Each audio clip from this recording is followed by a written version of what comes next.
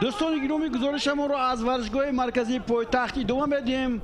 در بازی بین دسته‌های پامیر کلوب مرکزی ورزش ارتش و همچنین کوکتوش حساب شده نشده است 0-0.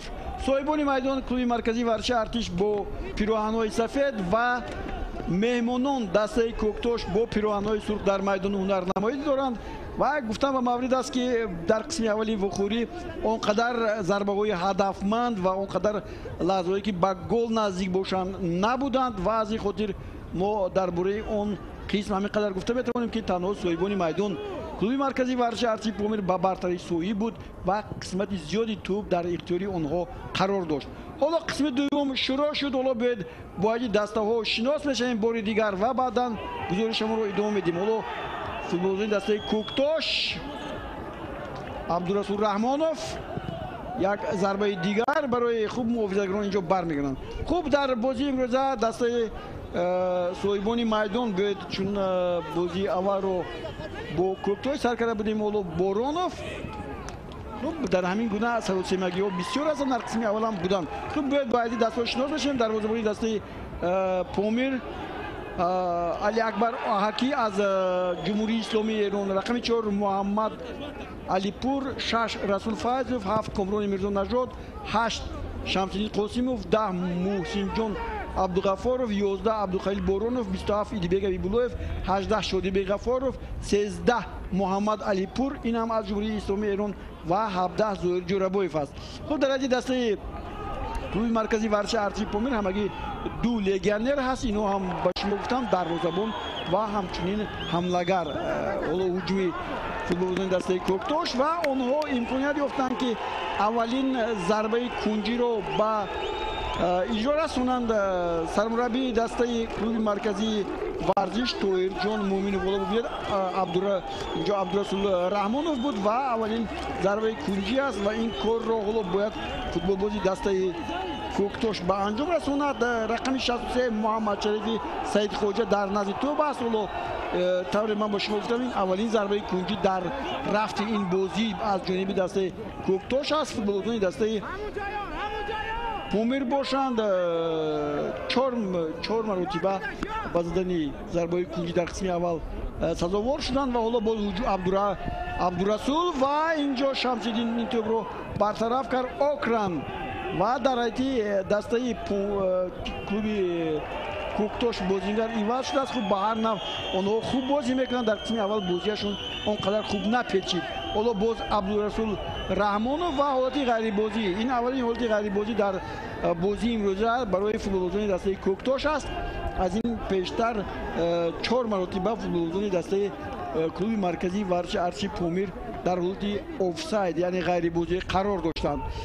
خب درباره هیئت احتیاطی این دسته در قسم اول چیزی نگفتیم. همچنین عظیم جان قرایف رقم 35، کامل جان جبروف 2، ذکرالله خالقوف 3، بلال سلیمانوف رقم 22، سمد شریفوف 14، سهراب جلیلوف 21 و شرفجان صالحوف رقم 9 می باشد. حالا هجوم صاحبان میدان ادامه می‌یابد. باز عبدالغفارov و قاعده بازی رو ویران میکنند و اوکران بود که اینجا پیش پای گذاشت و در نتیجه قاعده بازی ویران شد و ضربه جریمه‌ای باید زده شود در مقابل محسن جان عبدالغفارov. در قسم اول هم قاعده ویرانکنی از جانب فوتبالبازان دسته کوکتوش بیشتر به چشم رسید و حالا می‌بینیم که اینجا شادیبگ غفارov این ضربه رو چگونه اجرا میکند. حالا ضربه خیلی سخت بود و از دروازه به بیرون میدان رفت. خب در حیطی دسته کوکتوش یک نفر بازیگر عوض کرده شد. بیاید حالا این ضربه رو ببینیم. خیلی خوب، اگر خوبتر تو بیاد شاید وری دروازه میشد اما این طور نشد. خب کوکتوش دروازه‌بان با هویت خالقوف، رقم 3 محمد جان رحمانوف، 4 پرنس ارتور، رقم 7 عادل بابانظرov بود. در قسم اول هنرنماییش اونقدر فکر می‌کردم که با مربیان هم پسند نامد و او رو عوض کردن. حالا در میدان زیر رقم 6 محمد علی صادقوف بازی دارد. محمد علی صادقوف هم این سال با پامیر برگشت. خوب این هم یکی از بازیگرانی هست که дар ҳайти дастаи Помид хеле зиёд бозӣ кардааст. аз он давраҳое ки ҳоло Серкеш дар ин даста буд, бисёр мураббиён инҷо буданд ва ҳамин бозингаре ки Мамадалӣ Содиқов мегӯем дар ҳамин даста бозӣ мекард. хуб ҳоло футболбозони дастаи Коктош тӯбро ба бозӣ дароварданд. дар рақами 10 Шоҳназар Назаров, рақами 11 Муҳиддин Одилов, рақами 19 Идан Акрон, 22 Фахриддин Сафарзода, 63 Муҳаммадшарифи Саидхоҷа. ҳоло ҳуҷуми ин даста барҳам хӯрд. Муҳаммадшариф бо тӯб аст ва дар натиҷа боз Муҳиддин Одилови o'zbekistoниро зада аз пой меафзуданд ва футболбозони дастаи Коктош тӯбро бояд ба бозӣ доранд. 99 Абдурасул Раҳмонов аст, 17 Ахтам Холбеков. дар ҳайти эҳтиётӣ ин даста ҳам бозингарон ҳастанд ва ҳоло мо ба шумо хоҳем гуфт. инҳо Нодирбек Иброҳимов, Мамадалӣ Содиқов буд, ба майдон омад Ҷамшед Муродов, Азизбек Султонов, Сироҷиддин Гулмуродов, Муродулло Саидов ва Аслиҷон Мансуров ҳастанд. Сармураббии ин даста ҳоло ҳуҷуми дастаи Коктошро мебинем. бисёр олӣ. инҷо каме ҳам бошад маъз ҳамун Мамадалӣ Содиқов ба тӯб нарасид, агар не вазъияти хатарнок бисёр ҳам созгор буд. хуб сармураббии ин даста Алиҷон Пуриназаров ба ӯ Алидин Турдиев, Саид Ғаюров ва оди ғайрибозӣ. ин ҳолати дуюми ғайрибозӣ барои футболбозони дастаи Коктош. фикр мекунам ки Коктош дар нимаи дуюм дӯстон хубтар бозӣ дорад ва аллакай бубинед ду ҳуҷуми барқвори худро ташкил кард. ҳарчанд ҳолати ғайрибозӣ ҳам дуто ба қайд гирифта шуд. як зарбаи кунҷӣ ҳам зад ва инро мо дидем. бозӣ ҳоло идома дорад. Боронов, бисёр ҳолати хавфнок барои футболбозони дастаи Коктош ва инҷо дарвозабон ба Овиди Холиқов хато кард ва хушбахтона барои ин даста Боронов ҳоло бубинед инҷо як бархӯрд буд ба тӯб, бале ба бозингари худашон бархӯрд, ба муҳофизатгари худи дастаи Коктош бархӯрд ба Овиди Холиқов ва дар натиҷа қариб буд ки Боронов ин ҳолатро истифода бурда тӯбро ворди дарвоза кунад. дар қисми аввалии вохӯрӣ футболбозони дастаи Коктош ягон зарба ба сои дарвозаи дастаи клуби марказии варзиш назаданд. ҳоло Муҳаммадҷон Раҳмонов капитани даста хобидааст. бозингаре ки солҳои охир дар ҳайти дастаи Коктош вазифаи капитаниро ба ӯҳда дорад. Муҳаммадҷон ҳамагӣ дар бозиҳои имсола дар сеюм бозӣ аз аввал бозӣ мекунад. як маротиба иваз карданд ӯро дар бозии аввале ки бо Паншер дошт. ҳоло бубинед бори дигар бисёр ҳам сурати баланд дорад ин Боронов, ҳамлагари дастаи Помири Душанбе ва дар натиҷа ҳамин тавр шуд ки ӯ ба ин тӯб ҳам нарасид. хуб ба ҳар нав биёед бо боқимондаи даста шинос мешавем. дар ҳайти раиси даста гуфтем Маҳмадқул Гулаев аст. ҳама корро ба иҷро мерасонад то ки дастаи Коктош дар аввалин ширкаташ дар чемпионати имсола ба дастоварди намоён ноил шавад. аз тарафи дигар ҳукумати ноҳияи рӯдакӣ ҳам барои дастгирии ин даста маблағ ҷудо кардааст ва ин хушбахтона хеле хуб аст ки ҳамин гуна дастаҳоро дастгирӣ мекунанду дар лигаи олии чемпионати Тоҷикистон ҳунарнамоӣ мекунанд. хуб дар натиҷаи ҳоло бисёр баҳсҳо атрофи он ки ҳамагӣ 8 даста дар Тоҷикистон бозӣ мекунад ин хеле кам аст, шояд ҷой дошта бошанд, чунки дар натиҷаи бисёр будани дастаҳои футбол ҳоло мухлисонро мебинед инҷо ба ин бозӣ мухлисон зиёд омаданд, ҳам аз ноҳияи рӯдакӣ ва ҳам клуби марказии варзиши Артиши Помир ки мухлисон дорад. дар майдонаш вақте ки бозӣ мекард мо солҳои гузашта хеле зиёд мухлисонро дида будем ва аз ҳамин нигоҳ ки футболбозон шояд дар ҳайти дастаҳо зиёд шавад, яъне иштироки дастаҳо зиёд шавад, шумораи бозигарон зиёд мешаванд, шояд барои дастаи мунтахаби Тоҷикистон ки имсол номуваффақ буд бозигарони беҳтарин ба воя расаду мо онҳоро бубинем. хуб ба ҳар нав ҳоло дӯстони гиромӣ тӯбро футболбозони дастаи Коктош ба бозӣ медоранд, зеро тӯбро зада аз майдон берун карда буданд. хуб дар бораи доварон ҳоло чизе ба шумо нагуфтам. имрӯз довар дар майдон Абдурашид Муродов аст аз шаҳри Тухмзода, ба ӯ Фарҳод Куралов аз Душанбе ва Ғайрат Мирзоулимов аз Шаҳри Нав кӯмак мерасонанд. довари эҳтиётӣ Беҳрӯз Муртазоев аст. нозири доварон Рустам Абдуллоев, کمیسری بازی عزیزجان دوستیف. اینها بودن اون نفرانی که دوستان گرامی در اسپکتاکل امروزی بین دسته‌های کلوب مرکزی ورزش ارتش و همچنین کوکتوش مسئولیت دارند، هم بازیگران و هم اون ناظران و هم اون مربیان. هجوم دسته پومر از نف شروع میشد، اما ارتور پرینس در اینجا خیلی خوب است. رحمانوف بسیار عالی اینجا پاس برای خولبکوف این پاس بود، اما طوری ببینیم محمد شریفی سعید خوجا با توپ رسید.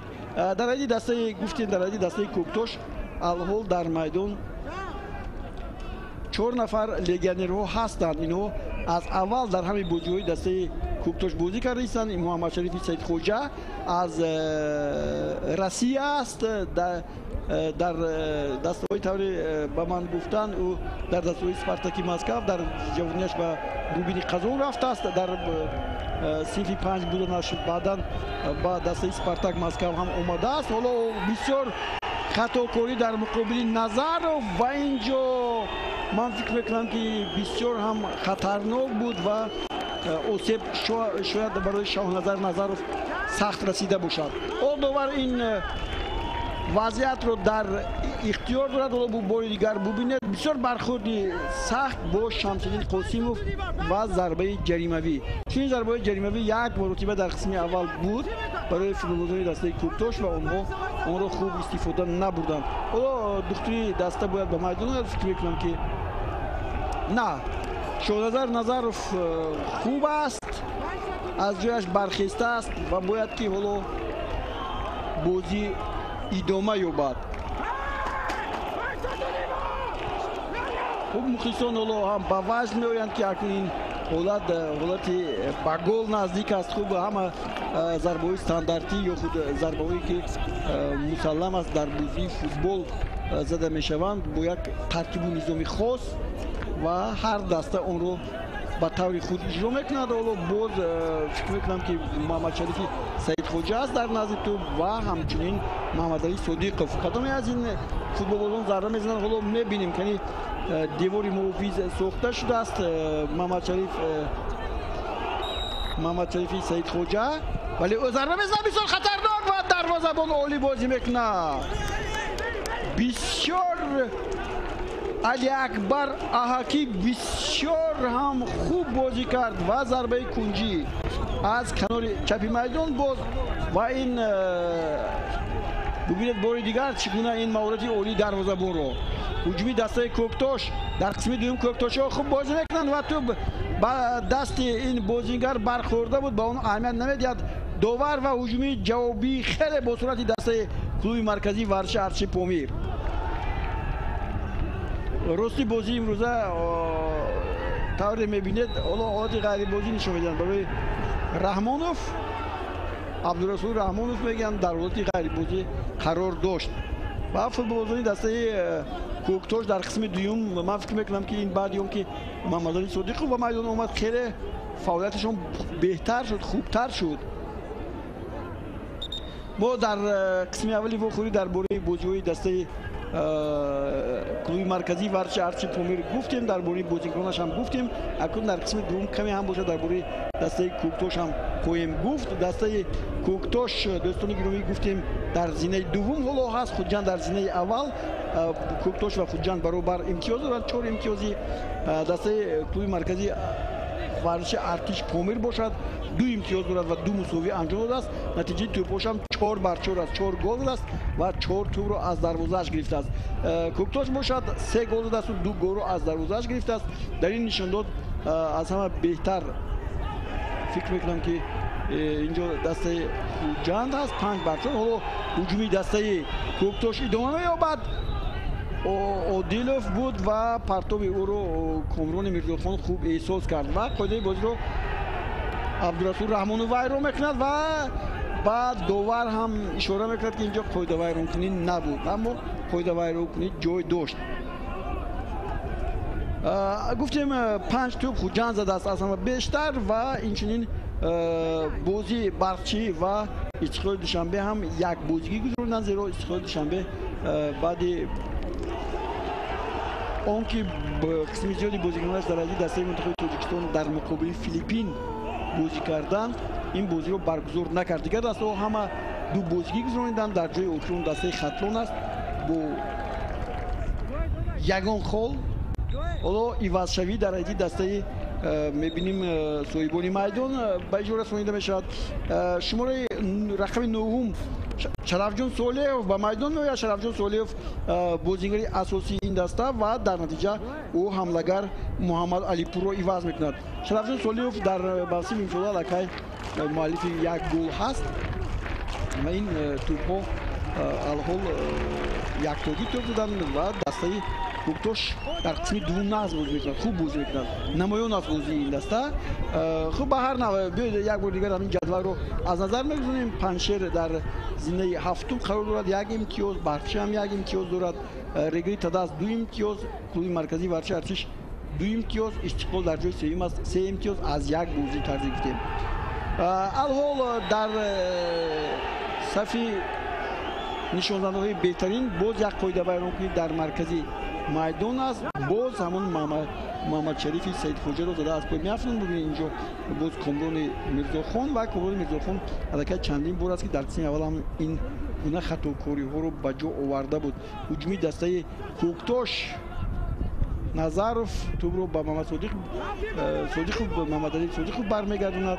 Капитани даста боз ба Мамадшариф ва боз акнун ин дафъа корти зард нишон дода хоҳад шуд ба бозингари рақами 4 дастаи клуби марказии Варши Арчиши Помир маҳз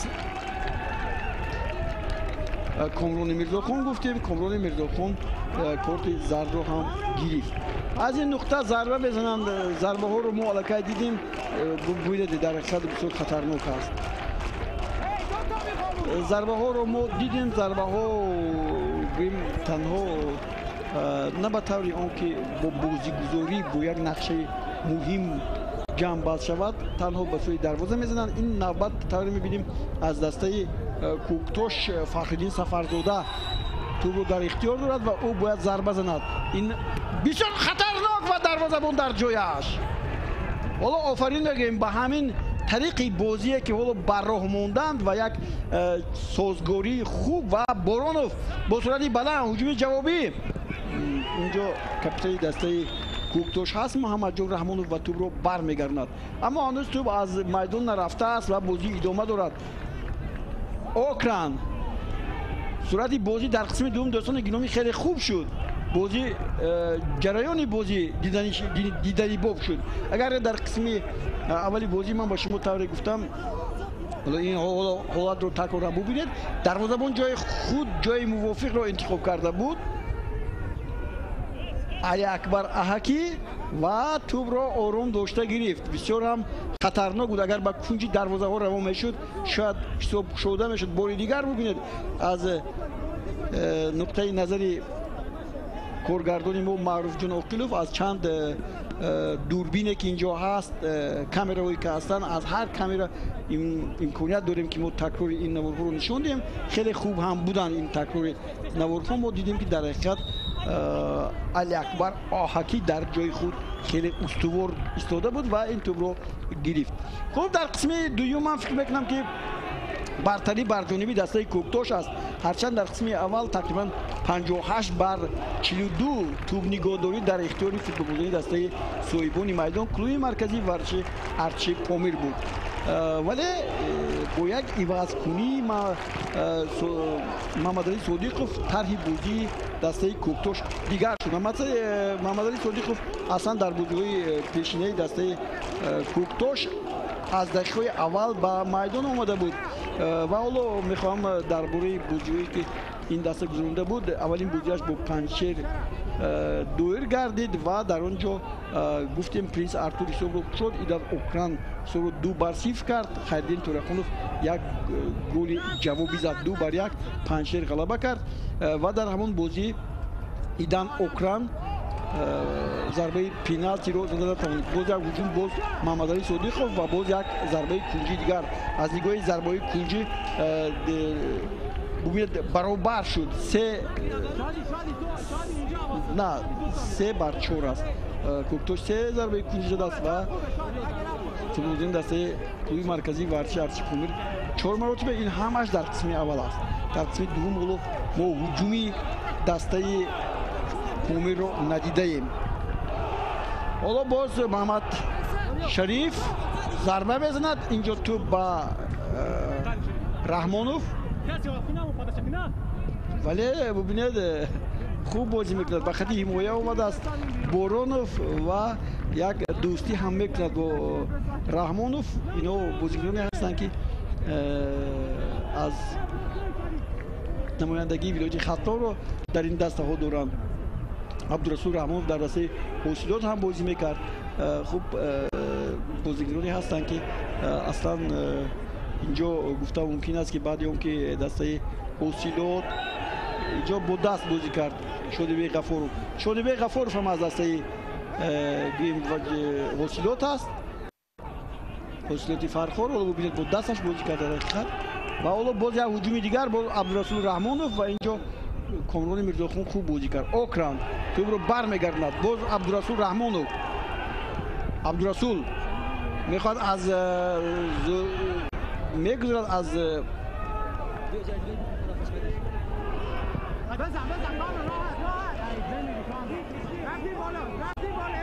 اینجا زور جورابویف گفتیم از زور جورابویف گذشت و هجوم جوابی پرینس اونجا هست و نمیگذارد که دو نفر حمله‌گران دسته کلوب مرکزی ورزشی ارچی پومیر با توپ صاحب شوند. توپ از میدان بیرون میرود. هنوز فوتبالچی دسته پومیر رو با پیش میروند. باز یک هجوم دیگر فایزوف شرفجان سولیوف که نه با میدان اومد عبدالغفاروف و توپ رو زده از میدان کاپیتان دسته کوکتوش محمدجون رحمانوف از میدان بیرون میکند. حالا باز یک پرتوفت دیگر از بیرونی میدان شرفجان سولیوف نمیتواند که اینجا از محیدین اودیلوفی ازبکستان بگذرد و باز حالا زهیر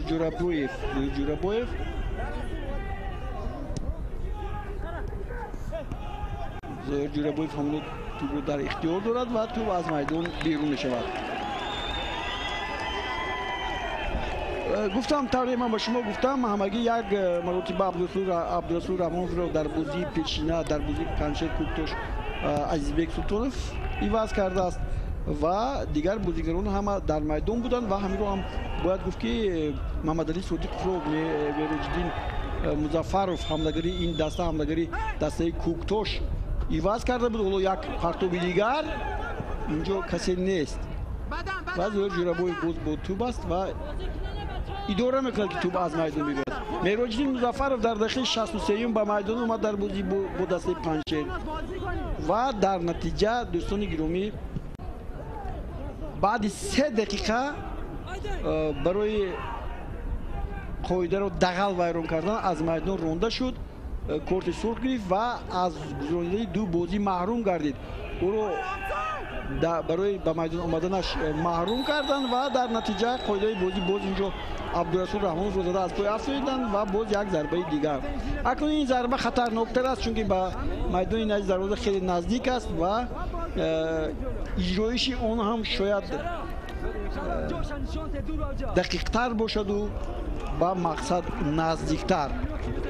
در همون بازی از دسته کوکتوش عبدالرسول رحمانوف ایدن اوکراین اسیجون منصورов کارت زرد گرفتن. این یکی از بازی‌های سیاه دسته کوکتوش است که یک نفر بازیگرشون کارت سرخ گرفت مستقیم و 3 نفر دیگر کارت زرد گرفتن. ولی محیدین اودیلوف حالا امروز او خیلی نمایان نیست. بازیگر رقم 11 از ازبکستان بهترین بازیگری اون بازی دونسته شد. حالا باز ضربه دیگر فخرالدین سفرزاده او بسیار خوب اجرا میکرد. پرتو اولش رو ما دیدیم که خطرناک بود. باز یک پرتو دیگر و اوکراین خیلی پست بود. ضربه پست بود. پرتو خیلی پست بود. با ضربه سر توپ رو برداشت و اون از میدان بیرون شد. حالا بار دیگر میبینیم انا این ضربه دیگر بود اوکراین. بله اوکراین موافق نبود که این ضربه رو با سر بزند و باید با پای میزد. خب به هر نحو بعدا بازی کوکتوش گریتا دست بود. در اون بازی محمد شریفی سید خوجا توپ رو با نشان رسونید. فیروز قرایف گلی اول رو زد و توپی جوابی رو محمد شریفی سید خوجا در دقیقه 35 با ثمر رسونید. در اون بازی فروزان دسته کوکتوش خطاگی نکردند، کورت زرد نگرفتند. برعکس دسته ریگرز دست دو نفر کورت زرد گرفتند. خب در این باره هم با شما خواهیم گفت. با هویدین خلیقوف همیشه در میدان است، اتم خودگویف هم در میدان است. اولو اوکران بسیار پسی اولی میدید. هجومی نظروف یک پرتابی دیگر و خریب بود کامرون میرزاخون. اگر نمی بود اون وقت فکر میکنم که ما از همون بازیگری که ما گفتیم در بازی مویدین اودیلوف که در بازی اول بهترین بود، گل زدنش ممکن بود. خب در مرکزی میدان یک اینجا بعد لد برداری با اوکران فوتبال بازی دسته کلوب مرکزی ببینید اینجا بسیار هم خوب بازی کرد. دروازه‌بان هم برآمده بود. فکر میکنم که شاید دروازه‌بان به این توپ میرسید، نه اینکه مویدین اودیلوف. خب به هر نحو در مرکز میدان کمکی تیمی باید رسانیده شود. ما رسول سلیمانوف رو میبینیم، دکتری دسته کلوب مرکزی ورزش ارچی پومیر. خیلی زیاد این دکتر یا دکتر یا طبیب در این دسته منتخب تاجیکستان هم با دسته منتخب تاجیکستان هم با سفرها رفته است. بود دکتری دسته منتخب تاجیکستان و در دسته کلوب مرکزی ورزش ارتش فعالیت دارد. توپ را به بازی می‌دارند فوتبال‌بازان دسته کوکتوش. 20 دقیقه تقریبا کمتر از 20 دقیقه دیگر تا انجام واکوری حساب شده نشده است 0-0. ولی فوتبال‌بازان دسته کوکتوش در قسمت دوم بهتر بازی میکنند. حالا بازیگزاری خوب اون طوری که ما میخواهیم بینیم که دسته ها چی طور توپ را خوب اداره میکنند، این چیز به نظر کم میرسد. زود از یک دسته به دسته دیگر توپ میگذارد و در نتیجه اولو نظروف بسیار خوب بازی میکند. امکانیت برای فوتبالبازان این دسته هست. حالا اودیلوف و سلیمان بسیار وضعیت عالی را عبدالرسول رحمانوف از دست میدهد. دروازه‌بان هم عالی است اینجا. حالا این حالت اگر عبدالرسول توپ را بالا میبرداشت اون وقت گفتم ممکن است که حساب شده میشد. این طور نشد. حالا ببینید این حالت رو دروازه‌بان بسیار در یک حالتی گفتم ممکنه که اگر این بازی با همین نتیجه انجام یابد قهرمانش دروازه‌بان دسته کلوب مرکزی ورزش ارچی پومیر خواهد بود، چون دو حالت نهایت خطرناک رو برطرف کرد. حالا محمدعلی صادقوف و محافظتگران حبیب اللهیف زود توپ رو زده دور میکند از میدان. از دسته کورت زرداروها گفتیم. خوب حالا باز هجوم از دسته صاحبانی میدان و اینجا شادیبه غفاروف توپ قریب وارد دروازه شده بود، از دروازه به اون گذشت ولی طور دیده محافظتگر اینجا خیلی عالی بازی کرد. فخرالدین سفرزاده این توپ رو زده بیرون کرد و حالا باز هجومی دستش رو ادامه میدهد و در مقابل صادقوف باز یک قاعده ویرانکنی دیگر.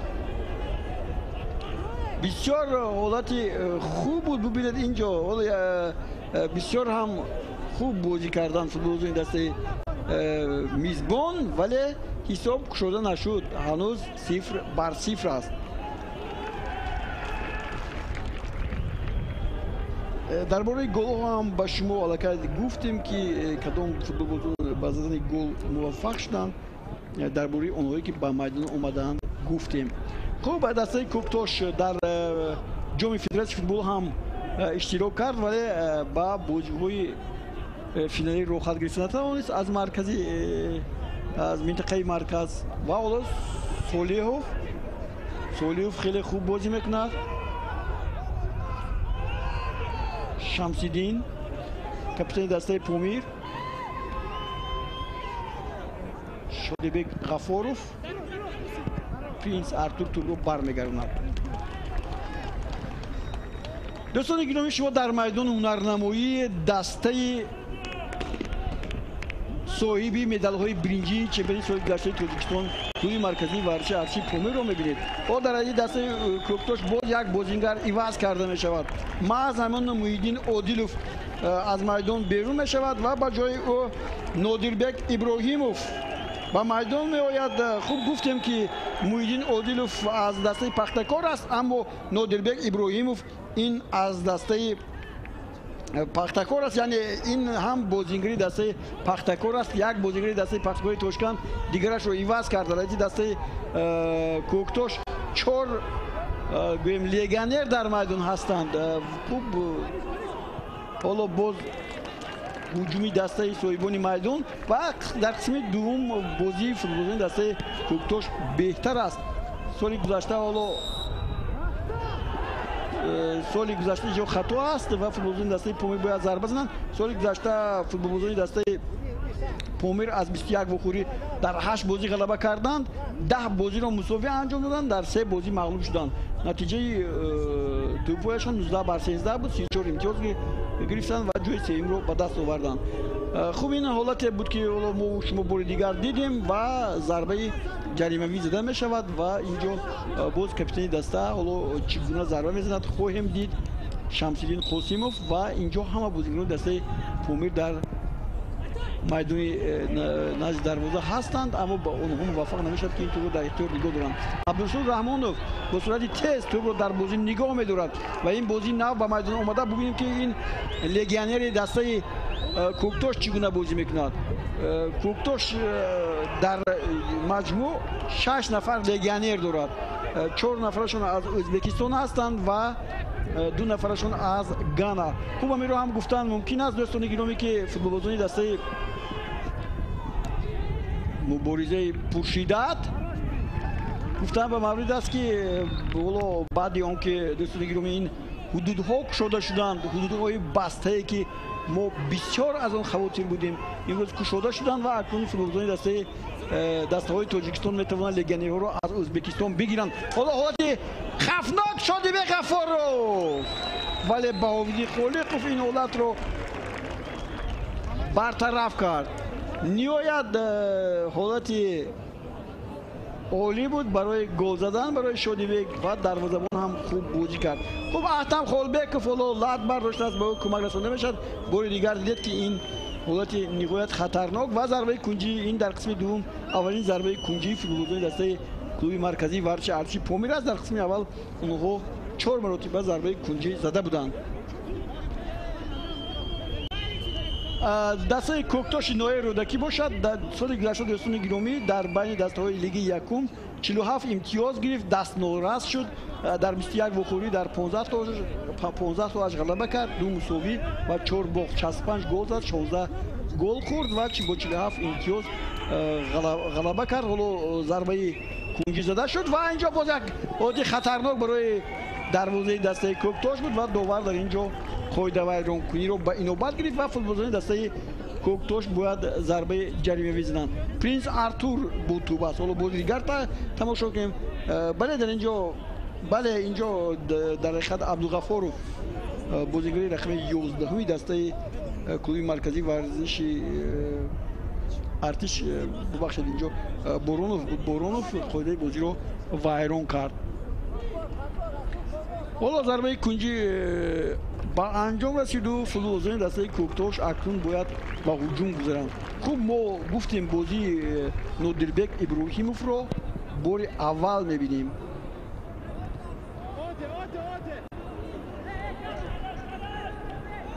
رقم 31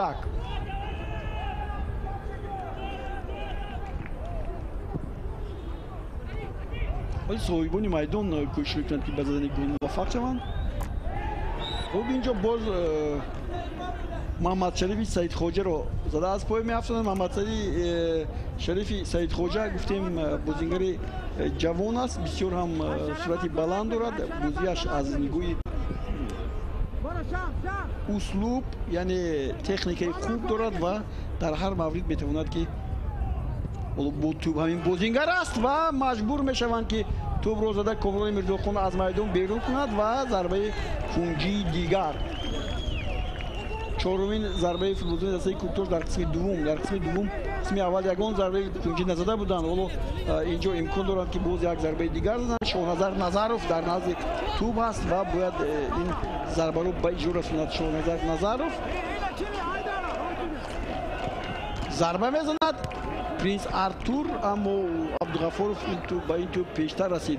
ҳуҷуми ҷавобии Абдуғафоров маҳз бозингари даҳуми дастаи клуби марказии варзиши Артиш бо Боронов тӯбро як партов анҷом медиҳанд. инҷа Солиёв Солиёв метавонист инҷо каме агар аниқтар зарба мезад ҳисоб кушода мешуд. бисёр ҳам хатарнок буд. Шарафҷон Солиёв ман намедонам барои чи аз аввали бозӣ дар майдон набуд, чун мебинам ки баъди омадани ӯ чанд зарбаи дигар аз ҷониби дастаи Помир ҳам ба чашм расид.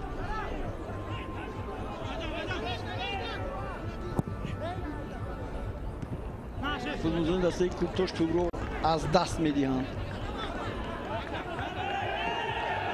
хуб дӯстони гиромӣ, бояд ҳаминро қайд кард ки пагоҳ боз дар баробари ин бозӣ боз як вохӯрии дигар ҳам ҷараён дорад. Хатлон бо Панҷшер қувва мавзӯъ буда истоданд. ин вохӯрӣ дар шаҳри Кӯлоб баргузор мегардад. пагоҳ бошад 1 апрел бозии бахши бо Куҷанд ва Регартадас бо Истиқлол. ин бозиҳо дар варзишгоҳи марказии шаҳри Ҳисор барпо мегарданд. яке каме барвақттар ва дигare баъди ин ба анҷомрасии бозӣ, яъне дар як варзишгоҳ ду даста бозиҳои худро рӯзи якшанбе баргузор мекунанд ва фикр мекунам ки мухлисон бояд ба тамошои ин бозиҳо биёянд, дастаҳои футболро мухлисӣ кунанд, то ки бо як рӯҳияи дигар футболбозон ҳам бозии худро тағйир диҳанду барои ба нишон додани бозии хуб кӯшиши ғайрати зиёд кунанд. Ҳабибуллоев нодид тӯбро ба қафо мезанад. дар ин ҷо бо Мирзошариф қоидаи бозиро вайрон мекунад. Мирзошарифи Саидхоҷа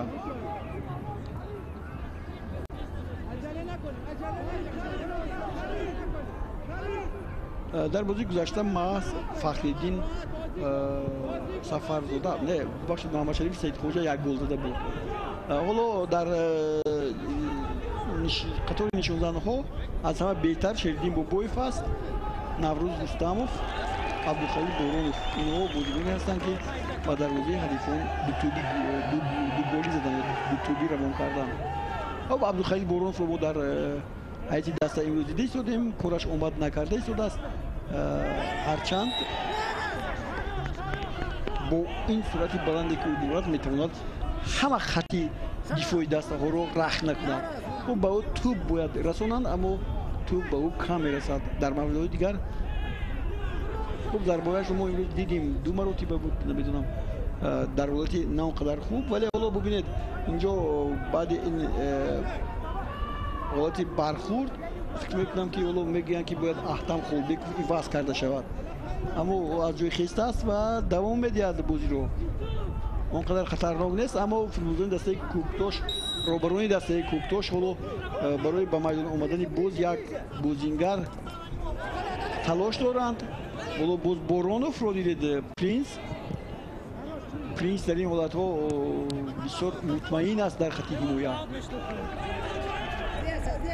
дарвозабонам Баҳовиддин Холиқовам ба ӯ бештар фикр мекунам ки мӯътамад аст, чунки ҷое ки Принс ҳаст ту кам ба сӯи дарвоза зада мешавад, зарба намеравад. ӯ бо ҳам сурати баланд дорад, ҳам тӯбро хеле моҳирона мегирад, бе дағал бозӣ кардан.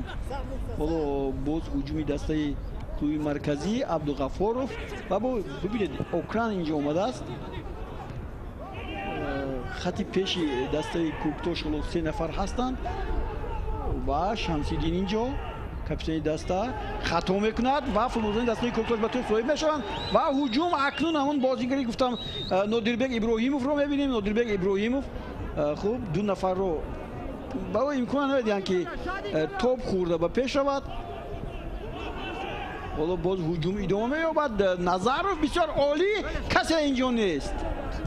аз бозигарони Абдурасул Раҳмонов, инҷои Абдурасул Раҳмонов аст, ӯ аллакай ба пеш рафта буд ва ҳоло боз як латхӯрӣ аз ҷониби футболбозони дастаи Куктош аст. Ин Мамадали Содиқов ки нав ба майдон баромада буд лад бардоштааст ва чӣ шояд ивазкуние ки оло мехостанд бозигарони дастаи Куктош анҷом диҳанд боздошта мешавад ва ё не.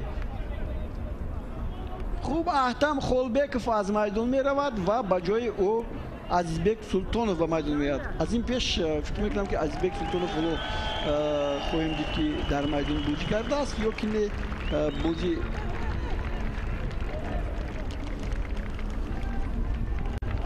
хуб ин кафкобиҳои мухлисонӣ дар майдон буда барои футболбози дастаи Куктош Аҳтам Холбеков.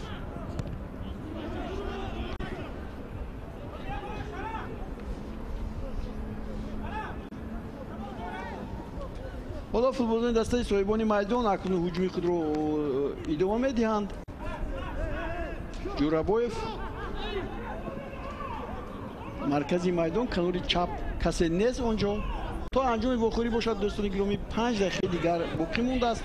хуб дар сурати боз ҳам илова шудани вақтҳои иловагӣ мумкин тақрибан бозигарон иваз шуданд дар ҳайати дастаи Куктош бештар.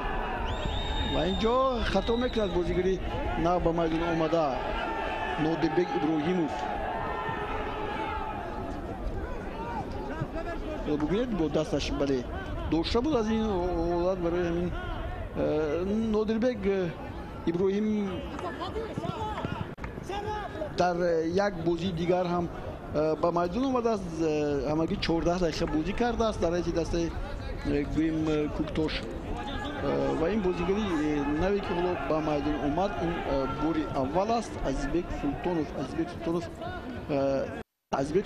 дар ҳайати ин даста бозӣ кардааст. ду маротиба ба майдон омадааст. дар ду бозии пешина ҳам 54 дақиқа бозӣ кардааст дар маҷмӯъ ва ин бозигар бори дигар ҳоло ба майдон омад. ин навбат ҳам тақрибан беш аз 5 дақиқа бозӣ нахоҳад кард. хуб ба ҳар нав бозии имрӯза гуфтам мумкин аст ки дар қисми аввал он қадар диданӣ набуд, аммо дар қисми дуввум беҳтар шуд. ҳарду дастаҳо ҳуҷумҳои барқорро ташкил доданд. қисми аввал агар бо бартарии дастаи клуби марказии варзиши Артиш паши сар шуда бошад, пас дар қисми дуввум дидем ки футболбозони дастаи Куктош ба задани гол хеле наздик буданд.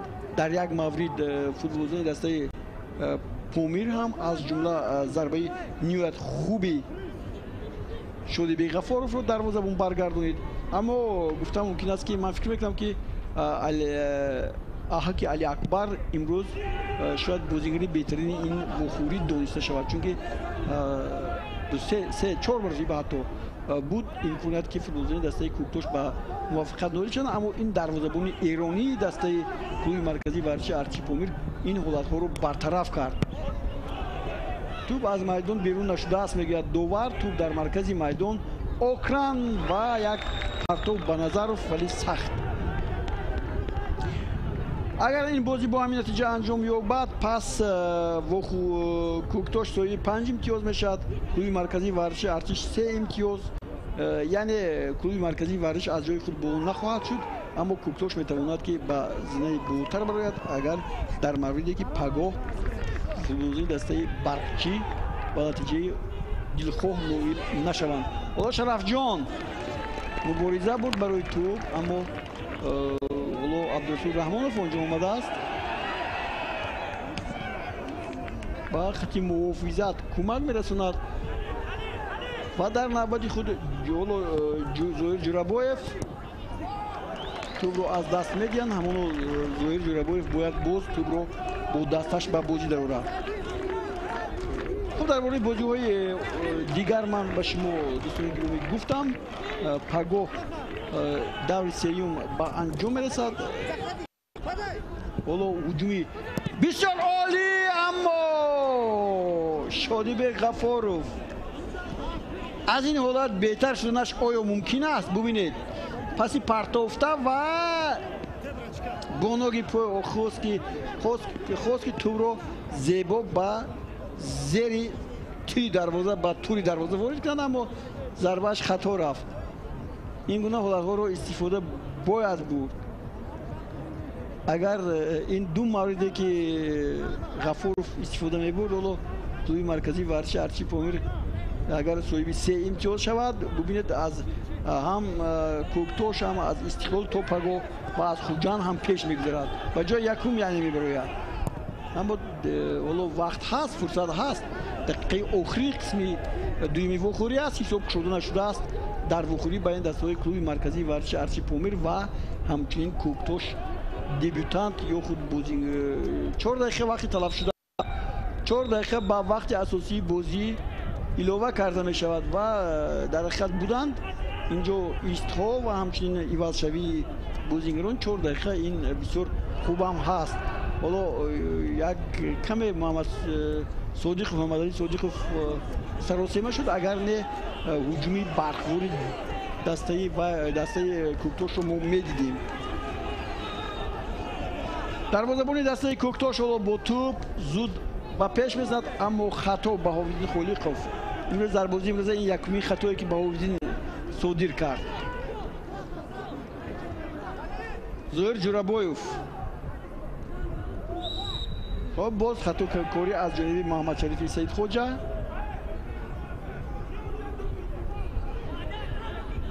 خوب است اینجا از جاش بر میخیزد کامران میرزا نژاد و با پیش میرود اولین دقیقه وقتی ایلوه شده هم به انجام رسید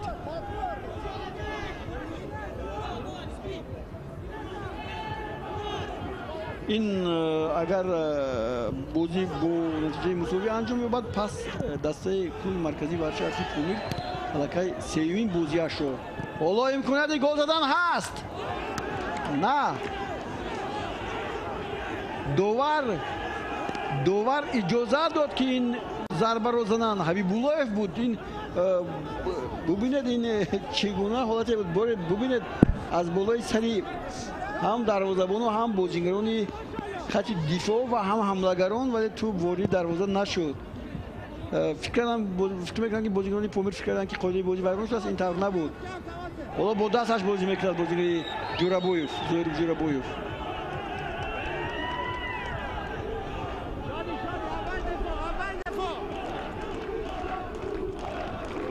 فکر میکنم که حالا بازیگران دسته پومیر که کوکتوش وقت میکشد ولی این فرصت ها بسیار هم مهم هستند در بازی فوتبال اصلا دقیقه آخری و خوری که میتوانند هر لحظه با تقدیر یک دسته رو در یک دم حل و فصل نمایند هجوم برخوری پومیر سولیوف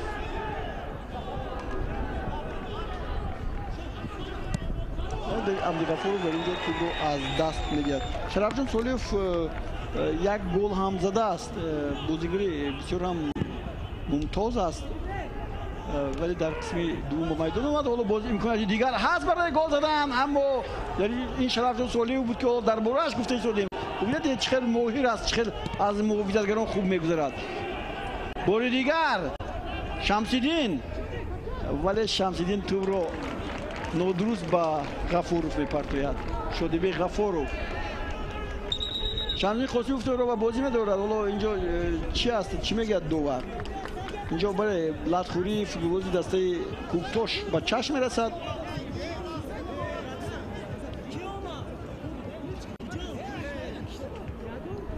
این کاپیتان دسته است کاپیتان دسته کوکتوش محمدجان رحمانوف ببخشید حالا کو بینیم اینجا چی حالتی رخ داد نه او با او کسی نرسیده است و او خب مانده شدند فوتبالون هر دسته امروز در مقابل یکدیگر خود را دریغ نداشتند حالا پرتاب هم باید به انجام رسانده شود و چند ثانیه دیگر مونده است و دکتری دسته کوکتوش هم به میدان دعوت کرده می شود عبدالغنی خوجایف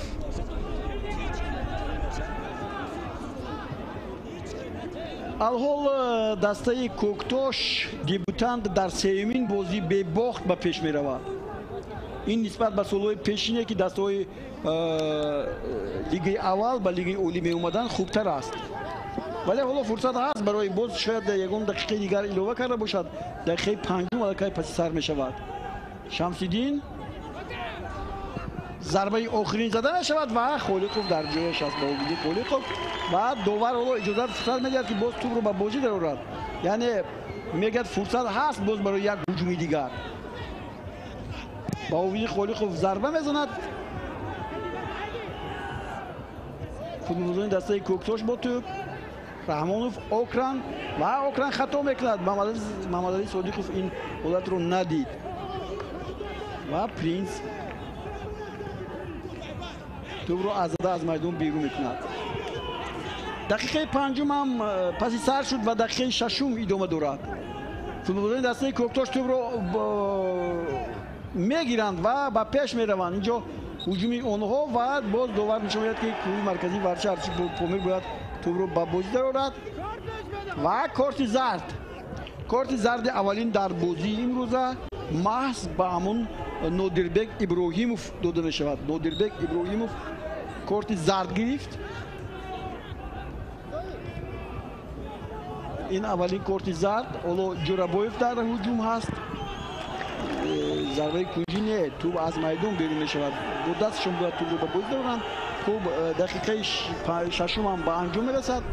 هنوز مشتاق داور خاموش است و نهایت داور خبر میدهد که بازی امروزه با شرکت برنده مدال‌های برنجی سال گذشته چمپیونات مملکت بین دسته‌های لیگ اولی کلوب مرکزی ورزش ارچی پومیر و همچنین کوکتاش غالب لیگ یکم تاجیکستان با حساب مساوی 0-0 به انجام رسیده است.